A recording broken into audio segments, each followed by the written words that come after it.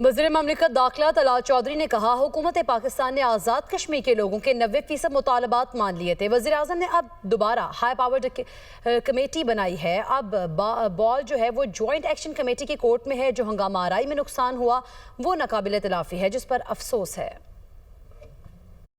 देखिए, पहले भी हुकूमत पाकिस्तान ने बातचीत के लिए एक वज़रा को नामजद किया और बड़ी बामकसद और बड़ी एक ब्रेक थ्रू उसमें हुआ। 90% मुतालबात तस्लीम कर लिए गए, लेकिन एक दफ़ा फिर वज़ीर आज़म पाकिस्तान ने एक हाई पावर्ड कमेटी बनाई है और अब जो बॉल है वो तो जॉइंट एक्शन कमेटी की कोर्ट में है। जो हंगामा आ रही है वही है, इंतहाई अफसोसनाक है। जानों का ज़िया जो है नाकाबिल तलाफी नुकसान है और ये इंतहाई अफसोसनाक और इसकी भरपूर मजम्मत करते हैं और ये होने की ज़रूरत ही नहीं थी।